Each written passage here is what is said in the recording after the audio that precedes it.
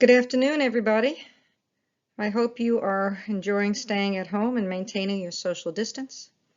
We did not have an opportunity before schools were closed for me to review with you your writings for the quarter, and I had hoped to do so before you had a chance in the fourth quarter to crescendo with some of your best work. But alas, at least give me the chance to review with you some of your third quarter writings to see if we can help you as you move on next year to English 11 Honors or AP Lang. So what did we do during the third quarter? Well, we had a series of writings. We did a passage analysis, some essays. We wrote some editorials or newspaper articles. We had lots of speeches, and we certainly did some creative writings. And I hope you enjoyed all of these different types of writings. But the goal of this presentation is to target some of the most important elements of the writings and how you can improve yourself. So what did we actually do? Let's look at them more carefully. We did an analysis of a passage of Charles Dickens' writing. If you recollect, it was called Still Knitting. And you were asked to give your perspective analyzing the author's work. In fact, you were really asked to explain or argue your understanding of this particular passage.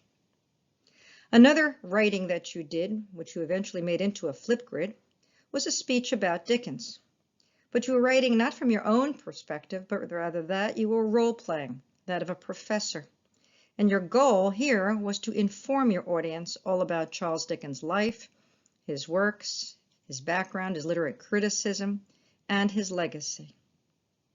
Another writing that we did, you were asked to write a newspaper article or editorial based on Charles Dickens' work, and we focused on a passage. We're talking about the incident with Gaspard and his son. And one of the goals of that particular assignment was to assume different perspectives, a reporter or an editor, and your goal was to either inform us or persuade us. But we really hinted at how the choice of details impacted both of those. Another activity that you did that I hope you enjoyed was our alphabet creative writing, as well as our Wild Wednesday narrative. And in this one, you were really writing to entertain, to have fun, and to simply enjoy words and their power. The last kind of writing that we did prior to school closing was the trial. And in the trial, you were asked to take a perspective of a character or a juror in a role play. And you were trying to persuade, that is, either the jury or the audience itself who was listening to you, of your position, of your perspective, of what you know, what you saw, what you believe, and why you believe someone is innocent or guilty. Basically, you are giving us writing to persuade. So those were among the writings we had done. We had others we were hoping to do in the last 3 weeks before school ended, but perhaps we'll do some of those in our fourth quarter online opportunity. So let's go back for a moment, because the purpose of this presentation is to look back rather than forward. We're looking at the passage analysis. It was from Book 2, Chapter 16, called Still Knitting, from Tale of Two Cities. The question, and here's the key word, the prompt said, here is a passage. What is the author's attitude towards the coming revolution? The assumption was the revolution was coming. Yes, that was evident in the passage. But we're interested in Dickens's attitude based on the kinds of words, the diction, the syntax, the language, the construction, all of the images, and that's what you were asked to create, a writing that shows your understanding of his attitude. So let's look at the passage for a moment, and then notice that the words that are highlighted in different colors are supposed to give you some clues. So we have a phrase where Saint Antoine, which is the town or the city there, it's turning itself, he's being personified as a man or a woman, a person, and he's turning himself inside out. Now, that phrase alone should have given you a clue that the town is turning upside down, inside out. Some people use the expression, when you're nauseous, you turn yourself inside out. But there's something really going on here. There's an inside-out consideration. And so therefore, it's not the way it was before. It's looking inward, it's looking out, it's actually feeling, disconcerted. The key was we have vile streets, and they're looking for some air. Plain English, there's a sense of suffocation. All right. My favorite line is the one that's coming up here. the character who's going to lead this revolution with her work at hand, Dickens described her as a missionary. Now, normally a missionary we usually associate with someone who is proselytizing a religion. And in this case, she is the religion of revolution. But often missionaries in many contexts are considered positive people. They have a cause, and they're really not trying to hurt others. Yet this missionary is described by Dickens as one where the world will do well never to breed again. That is your key line. She's a missionary, a person who is proposing a revolution, and he's saying, people like her? No, we don't need people like her. The world will do well never to have people like her. There's something about her. So there's an irony with the word missionary, but a horror. If the world will do better never to breed again, if we never have any more like her, we'll be better off. Well, the horror and the danger of this missionary, that is Madame Defarge, is the key to the passage. Whatever she's doing is certainly negative. He then goes on to talk about people knitting, knitting, knitting, knitting. But you'll notice it is mechanical. They're using their fingers, they're using everything. Okay, they're trying to fulfill their hunger. And so the knitting is replacing their hunger. Once again, their stomachs would have been more famine pinched if they did not do something to pass the time. It is a diversion. It is a refocus. It is, I'm not thinking about my starvation. So in many ways, it is helping them cope with a horrific situation. Their fingers are bony. Yes, Dickens recognized the starvation, the horror, but at the same time, he recognized the danger of such missionaries that the world will do well never to breed again. In the second part over here, we look at some of the words. We have the ironic use of the word missionary. In plain English, let's destroy the breeder before she can beget others like her. We have mechanical, and when you have mechanical things, we're not using our mind. Okay, we're just doing. And then we have bony fingers. Simply, we have a personification of a city as a person who is sick and suffering. And yes, there is empathy for this group of people.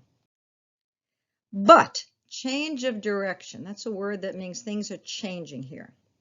If the fingers went, so did the eyes and the thoughts. And if you're no longer seeing things and you're no longer thinking about things, you've lost the ability to be critical. You're not seeing what's there, you're not thinking what's there, you're simply acting without what we would call reflection, thought, personal energy of what I would call choice. You are just following. And as Madame Defarge moved from group to group, the three went quicker and fiercer. Notice the negative word fierce, okay, like a warrior. But she's knotting these women. She's putting them together. So there is a symbolic use of the word knot. So it's not just they're putting them together, but they are being bound one another. And what are you being knotted by is the revolution. So she's a very effective missionary. The question is, are these knots good knots? Okay. What is she leaving behind? Well, once again, she leaves the people behind after she's knitted them together and moves on to the next group. You'll notice that her husband sees her as a great woman, so those that are supporting the revolution admire her. But Dickens gives us a clue that even he, that is, Monsieur Defarge, recognizes that she is frightful. There is something scary about her. She may be grand, but frightful. And if you're frightful, we have to say, wait, what is Dickens telling us here? If she's frightful, maybe what she's doing is dangerous. So but signifies change from sickness to frenzy, and the key word is blind unity. And the irony of greatness, of something great, is it frightening and fierce. Notice the alliteration right there. So here we have a fierce woman who's knotting women together in blood, and that's a frightful greatness. The images right there, I think, speak to the danger of this woman for whom personal vengeance and anger is leading a revolution.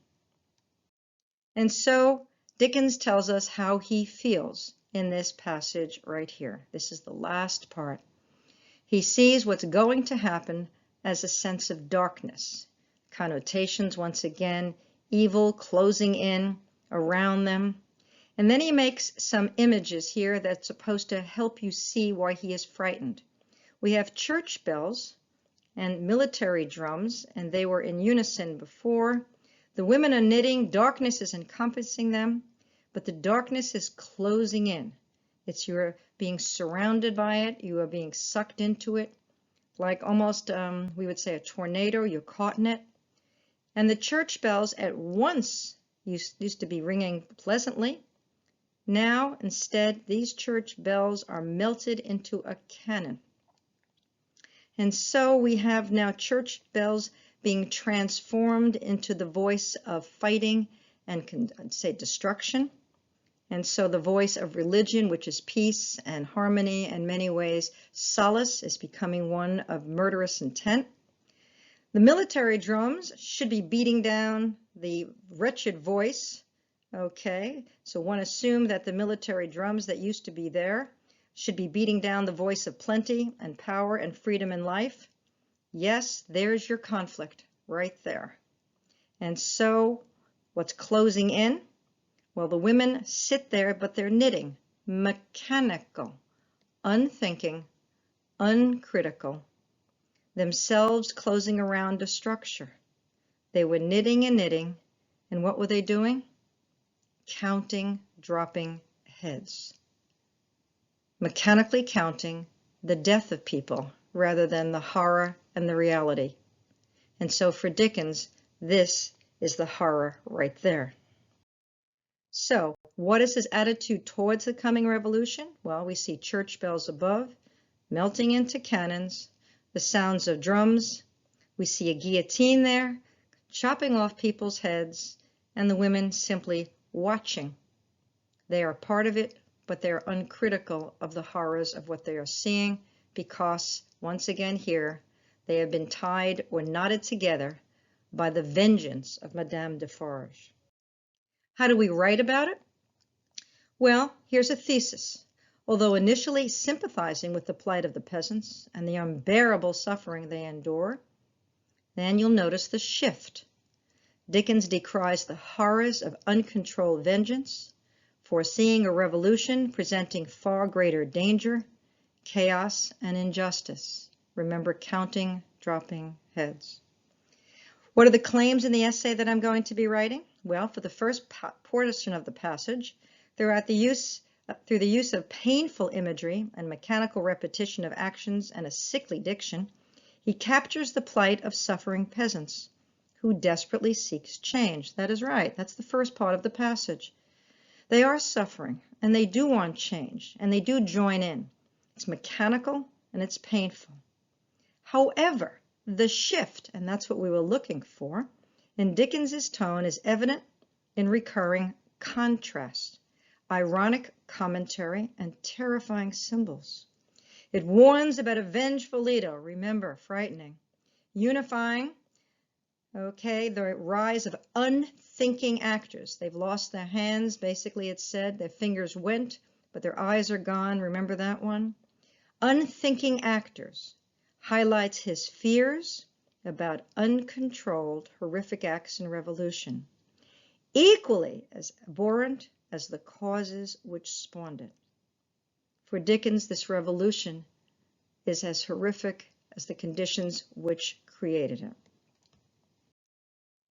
So, how do you do a writing? You always ask the following questions. What is the purpose of the writing? To whom are you writing? Who is the intended audience? What is the subject and message? What are you trying to say? Are you speaking in a particular role, in a voice of the professor? Are you speaking in the role of a student? Are you speaking in the role of whatever that role may be? What is causing you to write this? What's the exigent? What's the occasion that's prompting this writing? What are the techniques? And most importantly, what's the tone? The key is a phrase called SOAPSTONE, and I was hoping to teach this to you in quarter 4, which is how we were going to climax our teaching of writing in Writing to Persuade. So here it is, SOAPSTONE, a strategy for written analysis. Whenever you write, you think about speaker, occasion, audience, purpose, subject, tone. If you look carefully at these two different descriptors right here, one goes into more detail than the other, but these are handouts which I shall give you as well. Please remember them for next year as you go into English 11 or AP.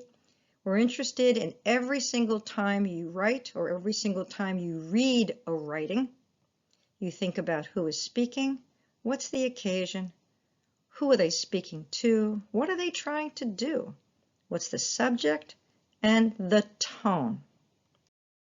All right, so let's for a moment focus on the word purpose. What are some purposes? Sometimes we're here to inform, such as the speech from about Charles Dickens' life and background and literary criticism. Sometimes we're writing purposes to entertain, and those were our stories, our narratives, creative writings. Sometimes to persuade, those were the editorials or our trials.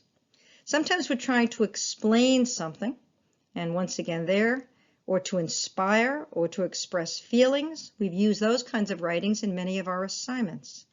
Basically, what is the goal? What does the writer want to convey? So let's go back and look at the actual speech to inform that you wrote. The speaker was a college professor. The occasion was an invitation from me to this particular professor to come to Langley to speak to all of you. You were the audience, and the goal was to inform you about an author. So when you were playing that role, remember you were stepping into the role of professor, speaking to classmates, all about a topic of Charles Dickens' life.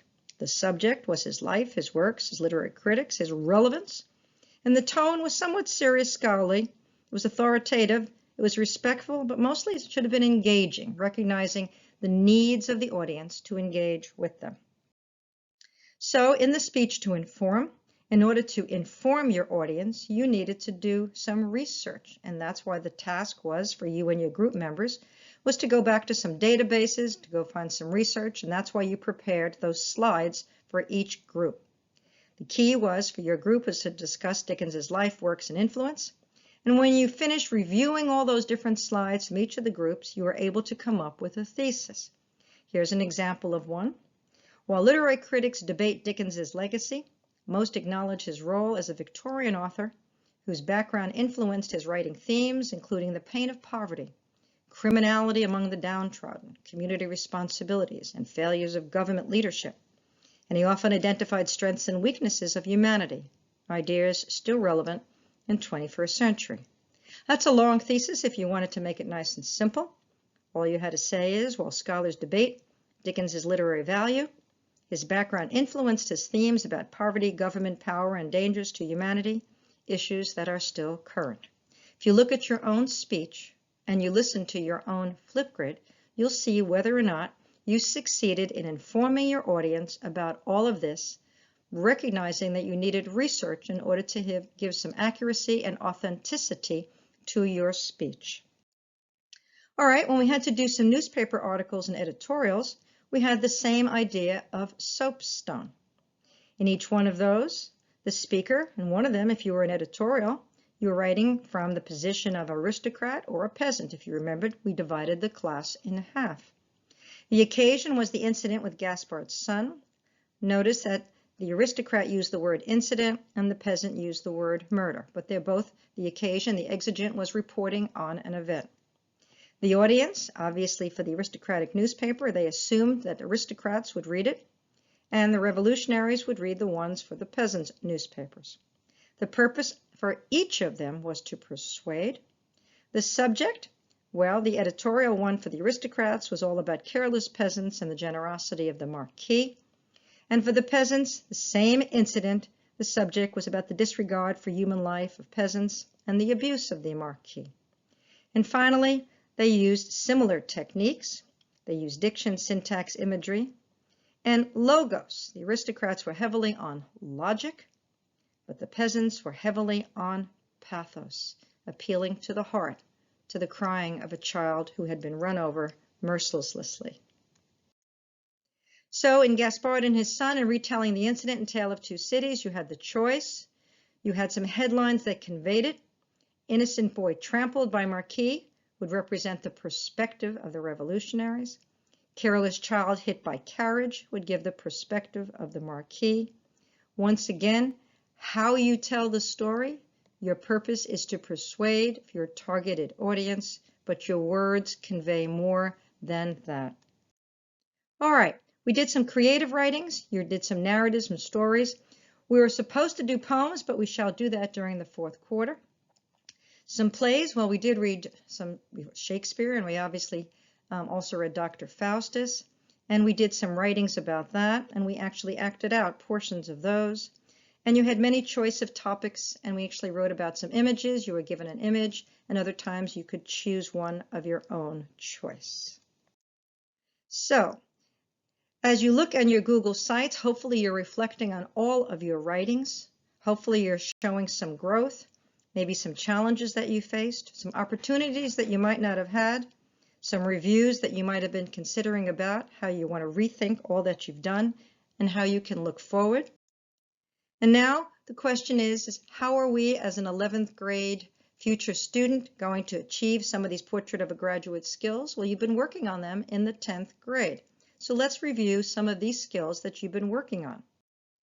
First, the third quarter writings gave you some of these following skills: as a communicator in the Dickens Flipgrid speech, as a collaborator when you work with your teams on preparing both slides, doing research, as a creative and critical thinker, well, in your creative writings, as an ethical and global citizen in your trial writings, as well as some of the debates and Socratic seminars, and goal-directed and resilient in your own reflections. You're recognizing what your goals were and how you can move yourself in a direction that you feel helps you move forward. So, I end this by hoping that it helped you think about third quarter writings. My sadness that we didn't have a chance to finish the third quarter together, but we shall have a chance in our online distance learning program. And I hope English 10 Honors was a good program for you and a good year for you. I've enjoyed very much working with you. And so with that, I say thank you, and I say au revoir.